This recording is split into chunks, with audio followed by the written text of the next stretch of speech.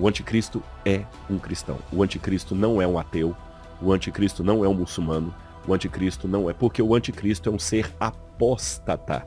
Exato. E como eu falei, falar que o anticristo é um ateu é a mesma coisa de falar que o adúltero é solteiro. É a mesma coisa de falar que o órfão cometeu patricídio. Não tem como. Você tá entendendo? E aí o que acontece? Pelo que Apocalipse dá a entender, o diabo ele sempre faz um espetáculo paralelo ao de Deus. É como uma bolsa da Louis Vuitton comprada na 25 de março. Ela é igualzinha da que tá lá na loja cara da França. Aí, tá vendo? É essa parada que eu falo. Ele confunde o pseudo com o anti, né? O anti ele é contra. O pseudo, ele é o falso, né? Ele tá sempre fazendo analogia com o falso. Mas o pseudo, ele é contra, ele se opõe, né? É como se fosse a ideia do próprio Satanás na Bíblia, de opositor, tá bom? Ele está fazendo a ideia de substituição, e não é bem assim. Eu vou mostrar para vocês na Bíblia que isso não é verdade. Mas não tem a mesma qualidade. Ela parece, mas não é igual. O diabo, ele imita a Deus, mas ele não tem a qualidade de Deus. Abra sua Bíblia em 1 João, capítulo 2, versículo 18, e acompanhe comigo para você descobrir se anticristo é um pseudocristo, alguém que vai imitar o Cristo, alguém que é um Cristo aí falsificado, ou se é um opositor, como a ideia de Satã, né, contra um adversário. Vamos verificar aqui em 1 João, capítulo 2, né, aqui no versículo 18. Filhinhos, é a última hora, ou seja, já não é para agora, né? Era para aquela época. Quando o autor está escrevendo para as pessoas que estão lendo, ele está falando assim, ó, é a última hora para vocês que estão ouvindo. E não para as pessoas lá no futuro. Senão ele não falaria que é a última hora, né? E como ouvistes que vem o anticristo, também agora muitos se têm feito anticristo, por onde conhecemos que já é a última hora.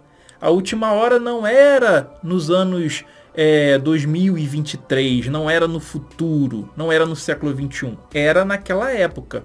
Então já não pode ser o Papa Francisco, né? Vamos continuar a ler a Bíblia? No versículo 22, quem é o mentiroso, senão aquele que nega que Jesus é o Cristo? É o anticristo, esse mesmo que nega, ou seja, faz oposição, né? O Pai e o Filho. Aqui está falando de substituição? Aqui está falando de substituição ou de negar? Quem nega que Jesus é o Pai e o Filho é que é o anticristo. Aqui está falando de doutrinas.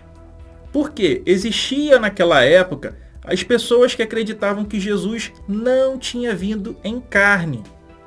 Existiam naquela época pessoas que achavam que Jesus era somente um ser celestial. E existiam pessoas que não colocavam Jesus e Deus como a mesma entidade. Tá? Isso aí que vai culminar depois até no Concílio de Nicéia. Essa briga vai até o Concílio de Nicéia, onde Constantino e os bispos lá vão decidir sobre a divindade de Cristo. João, capítulo 4, versículo 3. E todo o espírito que não confessa que Jesus Cristo veio em carne, acabei de falar para vocês aqui, ó. Quem nega que Jesus, negar, que não confessa, ó, que não confessa.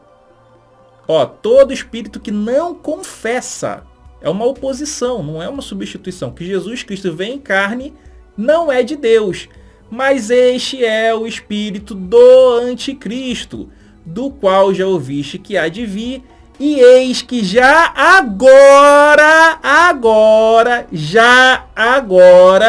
está no mundo. O anticristo já está no mundo na época do autor. Então não pode ser o Papa Francisco, não pode ser qualquer Papa que venha assumir. Já estava na época do autor. Aí vai ter que espiritualizar a coisa, né? Fazer essas pseudagens que a gente já conhece. Repare que ele usa aqui o já agora e está no mundo para afirmar a localização temporal com uma forma enfática. Está enfatizando que é neste período. E não é quem substitui Jesus, é quem se opõe a essas ideias, a essas tradições que eram os debates teológicos da época. As pessoas falando que Jesus era celestial e as outras falando que era um homem que o Espírito de Deus encarnou. Outros falando que era o próprio Deus encarnado. Coisas do tipo, entendeu? 2 João 1, versículo 7. Porque já muitos enganadores entraram no mundo, os quais não confessam que Jesus Cristo veio em carne. Este tal é o enganador e o anticristo. Novamente, galera, por que existiam essas disputas de que Jesus era somente um ser celestial e outros dizendo que ele não tinha vindo em carne? E aí faz essa propaganda contra esses outros, dizendo que eles são anticristos, enganadores e coisas do tipo. Tá bom? Então não tem nada a ver Papa Francisco ser anticristo, não tem nada a ver a vinda do anticristo, não era para hoje, eram questões teológicas da época. Por isso que é importante fazermos a leitura histórico-cultural, histórico-crítica, para desvendarmos os mistérios dos textos bíblicos e não essas pseudagens que muitos fazem por aí, tá bom?